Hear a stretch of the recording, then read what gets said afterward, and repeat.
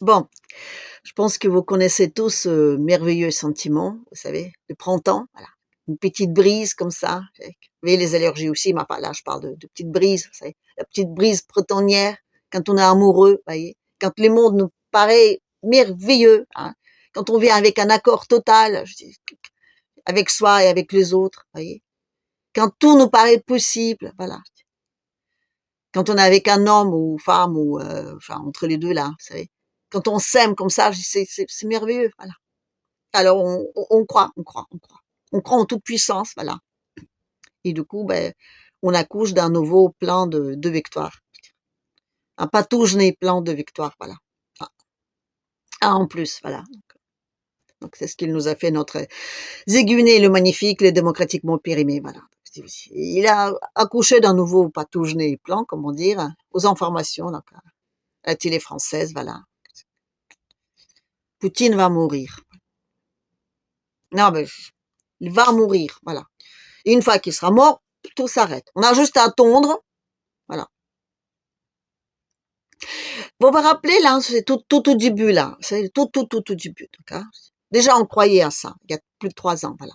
On disait qu'il avait 36 cancers, qu'il était vieux, voilà. Ah oui, oui, c'était Karen, Karen Dankos, là, Hélène Karen Dankos, voilà. J'étais pas toute neuve non plus, mais bon. Sur TF1 ou sur LCI, je sais plus quoi. Donc, il parlait donc de l'autre, de Poupou d'amour, là, le dictateur sanguinaire, c'est comme ça qu'on l'appelle, donc, effectivement, en Occident. Il parlait de lui, vieil homme, voilà. Et il prononçait pas son nom, il disait le vieil homme. Le vieil homme, hein, donc, a perdu la tête, tout ça, voilà. Je crois qu'il est décédé depuis. Elle, en tout cas, voilà. Lui, non, il est pas mort, voilà. Non, non, toujours là. Alors, donc, on a expliqué que c'est parce qu'il y avait des super médecins là-bas. Les, les médecins de Kremlin sont les meilleurs. Il paraît que même sa fille, c'est un médecin, voilà. Donc, elle est un trilogue, je crois, pour les enfants, voilà. Mais comme on est tous des éternels enfants, ça compte pas, voilà. Ouais. Ah non, bah, quand on a les meilleurs médecins du monde, vous savez, on peut vivre très très longtemps. Kissinger, 100 ans, voilà. L'autre, là, le Rockefeller, 101. Voilà. Soros, il est mortel, voilà. Vous voyez. Donc, non, mais si on compte dessus comme ça, je dis effectivement, le pataugené plan, elle va être très très pataugené, hein. Voilà. Faut attendre très très longtemps. Après aussi, on a dit que c'était des copies, voilà. Oui, parce que d'accord, on a quand même dit qu'il est mort, donc le vrai, hein, parce qu'avec tous ces 36 cancers, le vieil homme, d'accord, voilà. Il est mort, et on a sorti 3... Non, mais attendez là, je rigole pas. Donc, il y avait des émissions, donc, hein, sur les chaînes ukrainiennes, voilà. Donc, il y avait donc des spécialistes sur des donc copies de Poutine, voilà. Et il paraît même qu'il y en avait un antisémite entre les trois. Je sais pas comment ils ont fait, parce que moi je me dis, c'est des copies normalement, enfin, non, non, non. Ils pouvaient s'autoriser leur propre, on va dire, des idées comme ça. Donc il y en avait un antisémite. Parce que même on pourrait les différencier, voilà. Donc les spécialistes, donc, oui, au niveau de, je sais pas, la pointe d'oreille, ou je sais pas, il y avait un... Non, mais je rigole pas, donc il y a trois, voilà. Officiels déjà. L'autre est mort, voilà. Donc, moi je me dis, mais, je veux dire, il faut qu'on attende la mort de tous les trois. Et qui vous dit qu'ils vont pas ressortir d'autres, Et puis de toute façon, il paraît que ça se dit pas. Non, mais il paraît que quand on lui dit comme ça à la cuisine, l'autre, qu'il crève, tout ça, je dis, il paraît qu'entre des copains, là, il paraît que ça se fait. Mais comme ça, je dis, quand on a un chef d'État, il paraît que ça se dit pas. Bon, en même temps, on avait donc l'autre, là, c'est le Biden, là, c'est lui qui parlait avec des morts, là, le prophète, voilà. Ben, lui, il a dit un jour que Poutine, c'était un fils de pip, voilà. Et c'était pas correct. Non, non, c'était pas correct. Et il a aussi dit que s'il y a donc les problèmes entre l'Ukraine et la Russie, le gazoduc allait exploser. Et il a explosé, le gazoduc. Alors peut-être que c'est la même chose, hein. Peut-être que déjà, je veux dire, sous le trône de tsar, là, parce que tout le monde dit que c'est un tsar. Donc elle a forcément un trône, hein, sur lequel elle s'assoit, comme ça. Peut-être que déjà, il est bourré d'explosifs, le trône. Il suffit de juste, hein, le 9 mai, voilà.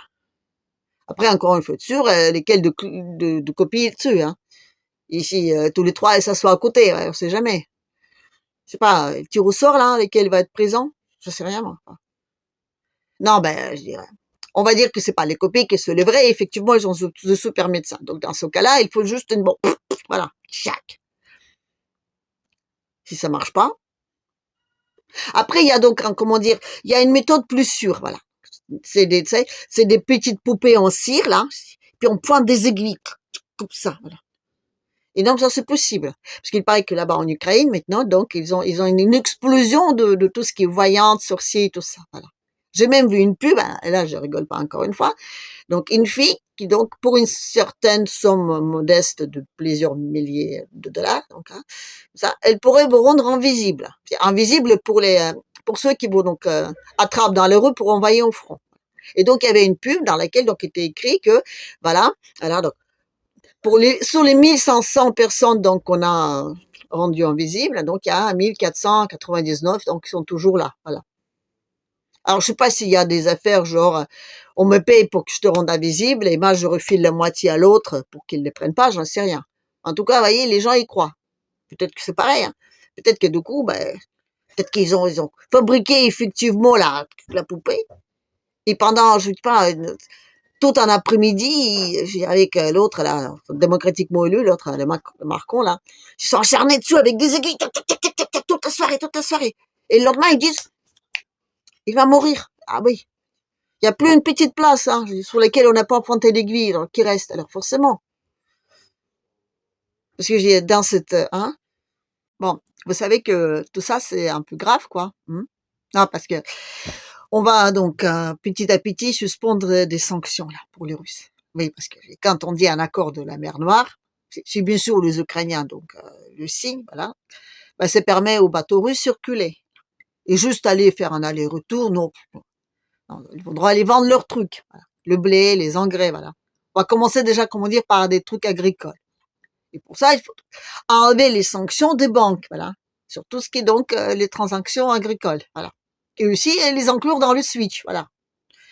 Voilà. Si on commence comme ça, il faudra commencer, comment dire, penser à rendre le pognon, voyez, les avoirs, les 300 000, enfin 300 milliards, voilà, pardon. Non, parce qu'à la base, vous savez, quand on a commencé tout ça, à genoux, tout ça, voilà. Ah oui, la Russie, les machines à laver, les fers à vapeur, tout ça. Vous voyez, vous vous rappelez un tout petit peu là, voilà. Donc la Russie allait perdre. Donc on allait récupérer les 300 milliards plus les 500 de réparation, les 500 milliards, voilà. C'était déjà calculé, c'était sûr, voilà. Ça fait 800 milliards, voilà, les 800 milliards, les fameux, voilà. C'est pas si, je veux dire, genre en prévision comme ça, hein, on n'a pas emprunté en échange, vous voyez, déjà. Donc c'est possible, hein. Et là, on est en train de prêter de l'argent sur le futur, l'argent qu'on va récupérer de petits bébés que les avoirs russes produisent, vous voyez. Donc c'est tout à fait possible que le pognon des gens, on l'a claqué. Hein. D'autant plus que Mimi, là-bas, je dis, quand il était, on va dire, dans le cabinet ovale, là, avec Trompinou-Minou, il a bien dit, oui, on sait très bien qu'on n'a pas droit à toucher aux avoirs russes, mais si, au moment de négociation, il vaudrait bien nous les laisser. Alors, vous comprenez qu'on ne peut pas lever les sanctions. Voilà, on ne peut pas, on ne peut pas, on ne peut pas. Voilà. D'accord, on persévère dans toujours ce même truc. On dit non, on signe pas, et tant que les Ukrainiens ne signent pas et l'Europe donc les soutiennent, vous pouvez toujours être d'accord avec les trompinou minou et les poupous d'amour là-bas. Voilà. En attendant, quand même, je veux dire, hein, ils s'arrangent entre eux. Par exemple, là, donc, ils vont rétablir les vols directs d'avions, voilà, des Américains jusqu'à donc en Russie. Voilà. Et aussi le survol du territoire, voilà, le territoire russe. Vous êtes déjà allé au Japon dernièrement? Ah ben, je suis allée. 15 heures, 15 heures. Ça veut dire qu'on part de 1, on remonte jusqu'au pôle Nord, on contourne le pôle Nord et on revient après. Parce que je dis, les territoires russes, c'est aussi les mers compris, d'accord? Voilà. 15 heures. Voilà. Donc, on va dire certaines compagnies qui pourront faire que 9 heures et d'autres 15 heures. Voilà. Bon, moi, je suis très patriote et je veux bien continuer à voyager en Air France, mais, vous voyez, ça fait très long, 15 heures. Voilà, très, très long. Déjà, je dis Air France, elle est en train de, plus ou moins, pas très bien sortir avec l'Afrique, les putschistes. Voilà. Si en plus, on lui fait une concurrence aussi déloyale, voilà. Non, mais surtout, vous voyez, là, on a donc, les Européens, ils sont pas contents que les autres, donc, ils partagent le monde sans leur présence. Juste une petite question. Quand on a partagé, donc, le monde à Yalta, est-ce que les Allemands étaient invités? Les Japonais non plus, les Italiens non, les Français non plus, mais bon, c'est une autre question, voilà. Voilà. Donc, vous voyez, on partage le monde avec les gagnants. Voilà. Donc ça, là, c'est vrai, quand on sait qui c'est qui va gagner, c'est les moments de switcher, hein. Les résistances de dernière minute, vous voyez. Voilà. Les Américains, ils ont tout compris. D'un seul coup, ils sont devenus gentils. Voilà, on a trouvé des coupables. C'est Biden et l'Europe. Ouh, voilà. En plus, on persévère là, vous voyez, je veux dire. Macron, elle se met en première plan, cette armée aussi, les deux là. Hein. Les Allemands, ils ont tout compris. Ils disent, tiens, on va trouver de l'argent, mais on va s'armer nous-mêmes. Hein. Parce que aussi, dans les fers de négociation avec les Russes, voilà. Et la Russie, ils ont dit, le temps, voilà. Et comme les Américains disent que la Russie ne présente pas vraiment le danger, bah, ils ont dit qu'ils allaient réduire un peu les bases, là, en Europe, voilà. On ne sait pas encore s'ils allaient enlever carrément donc tous ceux donc depuis on va dire d'anciens pactes de Varsovie, mais déjà ils ont dit qu'ils allaient les réduire. Voilà. Et les commandements, ça va être un commandement partagé entre l'Europe et les Africains. Donc du coup, comme ce sera partagé et réduit, ben les gradés ils sont moins gradés, vous voyez. Ah, il y a tout un truc qui s'installe. Oui, effectivement. Non, mais je veux dire, c'est même pas ça les questions. Les questions, vous voyez, comment on va dire, comment on partage le monde, enfin on va dire, quand on signe la nouvelle paix, voilà, enfin je dis nouvelle à truc là, vous voyez, donc nouvelle à Yalta, voilà, il y a 3 points sur lesquels on doit être mis d'accord. Le premier, donc c'est le coupable, voilà. C'est là où je me dis, il faut quand même switcher les mecs un peu, hein. Vous savez, on commence déjà, donc il y en a déjà qui osent dire que non, les Russies, c'est pas méchant, tout ça, voilà. Il y a 3 ans, ça, mouftait pas, mais là, ça commence, voilà. Il y a des gens un peu malins, pas tous, mais bon, comment dire, l'amour, ça rend fou. Ils sautent aussi, de temps en temps, voilà. Et donc, là, on a des coupables. Après, donc, ceux qui vont payer, voilà. Alors, j'ai bien compris que les Américains, aujourd'hui, ils se mettent de côté de gagnants, donc ils vont pas payer, les Russes non plus. Voilà, donc, toujours les mêmes. Non seulement il faudra rendre le pognon, mais il faudra aussi, comment dire, on est mal, on est mal, on est mal. Voilà. Et puis donc, il faut, comment dire, le partage de territoire et de l'influence. Voilà. Quelque chose me dit que les Américains, bah, ils se dégagent de l'Europe. Hein. Alors, je sais pas sous quelle influence ça va tomber, là. Comme ça, au hasard. Parce que comme on n'a plus de pognon, donc il faudrait bien quelqu'un qui prête. J'ai un nouveau plan Marshall pour tout ce bordel. Hein. Voilà. Donc, hein, vous pouvez toujours, comment dire, prendre une petite pièce et de dire l'un ou l'autre, mais quelque chose me dit que ce ne sera pas plutôt les Américains. Je dis non, non, ce ne serait pas vraiment, hein, voyez. Voilà, donc encore une fois, vous voyez, on est dans une situation où, on dit, hein, on est un peu, on est sûr qu'on va tomber dans le ravin, mais on ne sait pas sur quoi on va atterrir, voilà.